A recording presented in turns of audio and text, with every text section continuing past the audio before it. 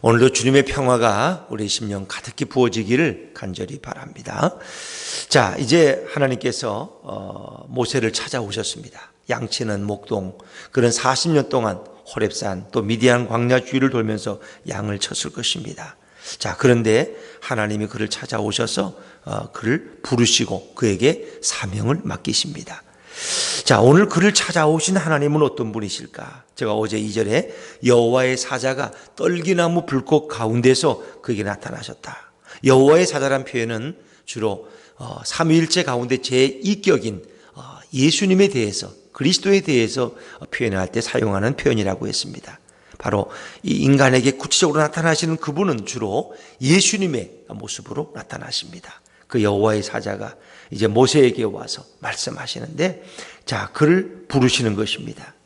근데 그 하나님께 자신을 이렇게 말씀하십니다. 자, 하나님은 어떤 분이실까? 자, 우리 7절 말씀 한번 읽어보죠. 7절입니다. 3장 7절 시작. 이 여호와께서 이르시되 내가 애굽에 있는 내 백성의 고통을 분명히 보고 그들이 그들의 감독자로 말미암아 부르짖음을 듣고 그 근심을 알고.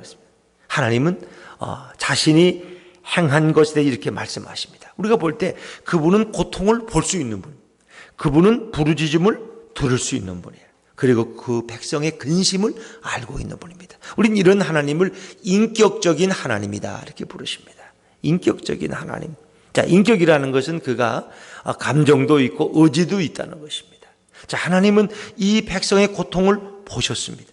하나님은 보지 못하는 소경 하나님이 아닙니다.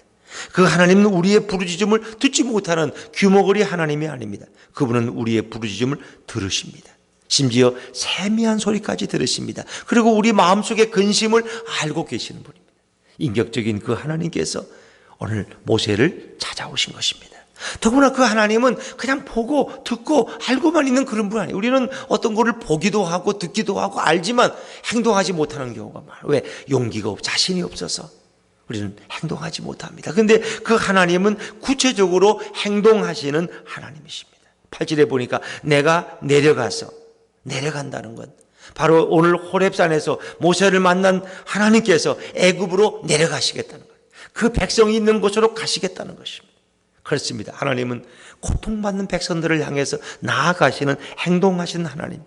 그리고 그들을 애굽인의 손에서 건져낸다는 건 구원하신다는 것입니다. 내가 그들을 건져낼 것이다. 그들을 구경만 하시는 그런 하나님이 아닙니다. 그리고 그들을 그 땅에서 인도하여 다시 가나안 땅으로 데려올 것이다. 행동하시는 하나님. 저는 그 하나님이 얼마나 좋은지 몰라요. 그 예수님이 얼마나 좋은지 몰라요. 우리는 누구의 고통을 알아요. 우리는 누구의 아픔을 보았어요. 근데 우리는 아무것도 할 수가 없어요. 내가 뭐 할 수 있나, 그냥 기도나 하지 뭐. 내가 뭘 하겠어. 그런데 그 하나님은 우리의 고통을 보고 부르짖음을 듣고 근심을 알고 그냥 계시는 분이 아니라 행동하시는 하나님. 내가 친히 내려가서 그들을 구원하고 그들을 인도하여 이곳까지 데려올 것이다. 그 놀라우신 예수님을 여러분 찬양할 수 있기를 주의 이름으로 축원합니다. 그분은 바로 자신을 그렇게 소개해요. 그러면서 그를 모세에게 명령하십니다. 이제 가라는 것입니다. 내가 너를 바로에게 보낸다는 것입니다. 자, 9절과 10절 말씀을 한번 읽어볼까요? 9절과 10절입니다. 시작.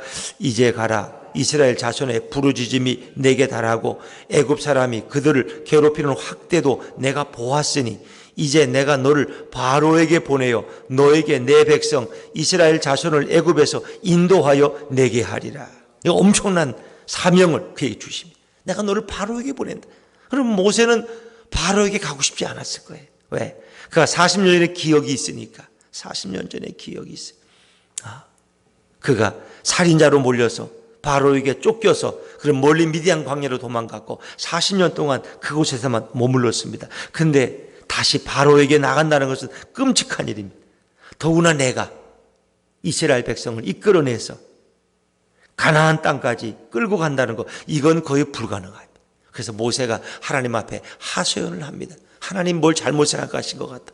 내가 누구냐고. 내가 누구가 내 날성이 내가 누구간데 내가 누구입니까? 뭐 이런 표현이죠.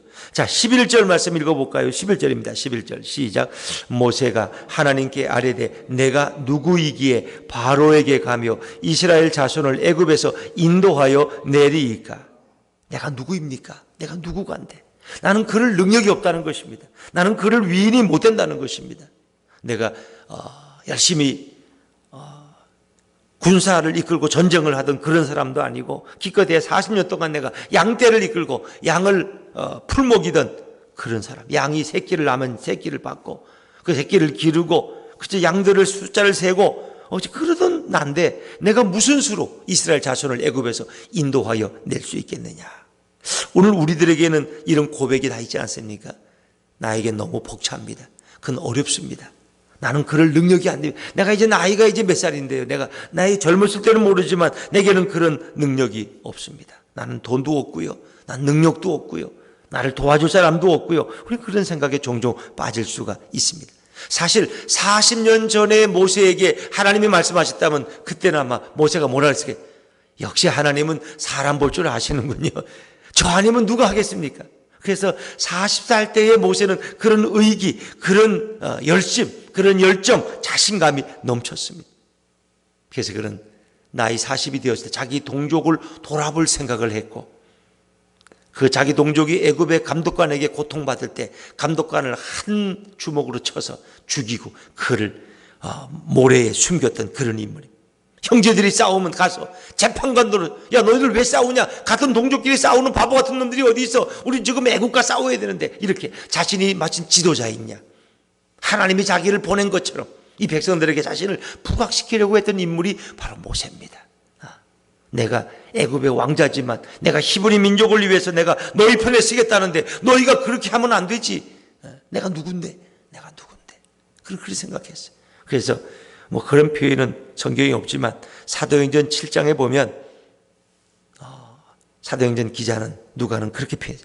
나이 40이 돼서 그런 애굽인을 쳐서 죽였다. 자기 민족을 괴롭히고. 근데 그 사도행전 7장 25절에 보니까 그런 그의 형제들이 하나님께서 자기의 손을 통하여 구원하여 주는 것을 깨달으리라 생각하였으나 그들이 깨닫지 못하였더라. 그러니까 그 히브리인 형제들이 하나님께서 모세를 들어가지고 그들을 구원케 하려는 것을 그들이 다 알고 있으리라고 생각했다는 거예요. 그들이 깨달으리라고 기대했다는 거예요. 그들이 모세를 우리의 지도자, 우리의 메시아, 역시 우리의 모세야. 너는 우리의 지도자야. 우리의 왕 될 사람이야. 이렇게 모세에 대해서 하나님이 모세를 세웠구나. 하나님이 모세를 보냈구나. 이렇게 생각할 줄 알았는데 백성들은 모세를 인정해 주지 않대. 너가 무엇이 간대? 너가 어제는 애굽의 감독관을 쳐 이제 오늘 우리를 치려고 그러냐 이놈아? 하면서 오히려 모세에게 대드는 글을 보고 모세가 기겁을 합니다. 탈로 됐구나. 이제 내가 죽을 목숨이구나. 그리고 그 길로 미디안 광야로 도망가서 꼬리를 감추는 그런 모세. 40년 동안 양치는 모세는 이제 어떻습니까? 열등감에 빠져 있습니다. 나는 양이나 치고 그저 애들이나 게르솜이나 돌보고 집안일이나 하고 허드렛이나 하는 그런 모순 같은 사위지 내가. 오죽했으면 여러분 보리 서말만 있어도 그런 건 안 한다잖아요. 그런데 자기 장인하고 같이 살아가는 모세는 어떤 생각을 가졌습니까? 그런 철저하게 열등감에 빠져있다. 나는 그럴 능력이 안 되고 그럴 위인이 안 된다는 거예요. 그럴 위인이 안 된다. 그런데 하나님은 모세에게 뭐라고 말씀하십니까? 자, 12절 말씀은 12절입니다. 12절 시작. 하나님이 이르시되 내가 반드시 너와 함께 있으리라. 내가 그 백성을 애굽에서 인도하여 낸 후에 너희가 이 산에서 하나님을 섬기리니 이것이 내가 너를 보낸 증거니라. 아멘. 하나님 말씀하세요. 내가 반드시 너와 함께 있으리라. 내가 반드시. 우리가 많이 부르는 예전에 많이 부르던 복음성가 가운데 반드시 내가 너를 축복하리라. 반드시 내가 너를 들었으리라. 두려워 말라. 그런 찬양 여러분 기억나죠?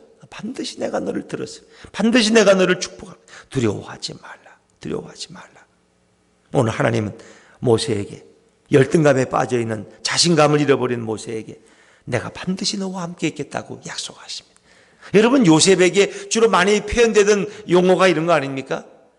보디발이 보니까 그 요셉과 누가 함께 했어요? 하나님이 함께 하심을 보았다. 그래서 그가 뭘 하든지 잘 되고 농사를 지면 농사가 잘 되고 양떼를 틀면 양떼가 잘 되고 뭐든지 하나님이 그와 함께 하심을 보았다는 것입니다. 오늘 하나님은 내가 너와 함께 있으리라 라고 말씀하십니다. 예수님의 마지막 승천하기 전에 주신 유언의 말씀도 내가 너와 함께 할 것이다. 내가 너와 함께 할 것이다. 그렇게 말씀하시죠. 오늘도 주님은 우리에게 함께 하시죠. 우리 예수님은 오늘도 내가 너와 반드시 함께 할 것이다 말씀하십니다. 오늘 사람들은 뭔가 대단한 비장의 무기를 준비했는가 생각할 수 있어요. 이제 다음 주 목요일에 우리가 창립 예배를 좀 늦게 드리는 거죠. 일찍 사실 드려야 되는데 뭐 노회 상황이 그래서 이렇게 천천히 이렇게 늦게 드립니다만은 늘 이렇게 노회에서 만나는 목사님들이 늘 저한테 물으세요. 목사님, 개척한 지 얼마 됐습니까? 몇 명이나 같이 개척 시작하셨습니까? 개척팀을 몇 명이나 준비하셨습니까? 아니면 전에 섬기던 교회에서 몇 명이나 데리고 오셨습니까? 그걸 늘 먼저 묻는 질문이에요. 그 요즘에 가족끼리 이렇게 개척교회 한다는 건 그 미친놈들이 하는 거지, 그건 불가능하다는 거예요. 적어도 1년 동안 내가 앞에 개척한 어떤 그 수원에서 개척한 목사님 그 보니까 그분은 벌써 1년 전에 서울에서 사임하고 와서 1년 동안 수원 지역에 머물며 자기 집에서 예배드리고 사람들 개척 멤버를 모으고 기도로 준비하고 그래가지고 1년 후에 정확히 교회를 시작하고 그리고 창립 예배를 드리더라고요. 적어도 1년씩 다 준비하는 기간을 갖는다는 거예요. 개척 멤버를 모은다는 거예요. 몇 명이라도 모아서 그분들과 함께 개척을 시작하는 것이지. 그렇게 무모한 일이거든요. 자기 가족끼리 상가를 얻어놓고 개척 예배를 드린다. 어찌 보면 그 미친놈이시죠. 미친놈. 요즘 같은 시대에. 나들목교회라고 하는 그 교회가 있는데 그 목사님은 주로 자기가 개척하기 전에 이미 개척 멤버들을 충분히 모아놨어요. 성경 공부를 통해서 이런저런 신방을 통해서 그래서 그분들 그룹으로 만들고 해서 개척. 그래서 그분의 그 개척 그것이 인기가 있어요. 다른 사람들이 거기 가서 배웁니다. 그래서 먼저 자기 섬기던 교회 교인에게 전화해서 내가 좀 성경 공부하고 싶은데 나하고 성경 공부 안 하겠느냐고 이렇게 해서 나는 그냥 신방 목회를 하는데 그냥 교회 올 필요고 내가 가서 당신 집에 가서 예배를 드려주겠다 이렇게 해서 예배를 드리면서 한 사람 한 사람 이제 끌어모아서 개척 멤버를 만든다는 것입니다. 그래서 그분들을 모아가지고 이제 기성교회에 있는 분들을 이제 끌어내는 거죠. 그래서 당신에겐 이런 사명, 개척의 사명이 있으니까 나하고 같이 개척합시다. 그래가지고 그분들 한 10명, 20명 준비되면은 이제 그분들과 같이 개척을 시작합니다. 이게 요즘 이제 개척의 대세입니다. 이제 그런 거 보면 저는 좀 미친 거죠. 어떻게 가족끼리 시작해가지고 누구하고 같이 예배를 드리려고 그래요. 그런데 제 마음속에 주시는 하나님의 음성은 내가 너와 함께 할 것이다. 그러니까 우리 가족과 누가 함께 했어요? 예수님이 함께 하시면 되는 거예요. 예수님이 함께. 예수님이 사람을 안 보내고 예수님이 물질을 안 보내주고 예수님이 뭔가 길을 안 열어주시겠어요? 하나님이신 그분이 내가 너와 함께 하겠다. 내가 너의 가장 큰 개척 멤버다. 그럼 뭐가 두렵겠어요? 그렇지 않습니까? 그래서 우리는 인간은 그렇게 예수님이 함께 한다면 무모한 짓도 버릴 수 있는 것입니다. 오늘 모세에게 가장 큰 힘은 내가 너와 함께 할 것이다 하는 것입니다. 이제 모세는 거기서 끝나야 되는데 끝나지 않아요. 또 한 가지 물어요. 당신의 이름이 누굽니까? 내가 가서 이스라엘 백성을 이끌어내라 그러면 그들이 너에게 그 사명을 준 네가 누구냐고 이름을 물을 텐데 당신의 이름이 무엇입니까? 하고 하나님의 이름을 묻습니다. 자, 13절 14절 말씀을 읽어볼까요? 13절 14절입니다. 시작. 모세가 하나님께 아뢰되 내가 이스라엘 자손에게 가서 이르기를 너희의 조상의 하나님이 나를 너희에게 보내셨다 하면 그들이 내게 묻기를 그의 이름이 무엇이냐 하리니 내가 무엇이라고 그들에게 말하리이까? 하나님이 모세에게 이르시되 나는 스스로 있는 자이니라. 또 이르시되 너는 이스라엘 자손에게 이같이 이르기를 스스로 있는 자가 나를 너희에게 보내셨다 하라. 아멘. 나는 스스로 있는 자니라. 그래서 하나님은 자신을 나는 알파와 오메가가 되신다. 처음도 마지막도 나는 늘 존재하는 자라는 것이다. I am who I am. 나는 스스로 있는 자다.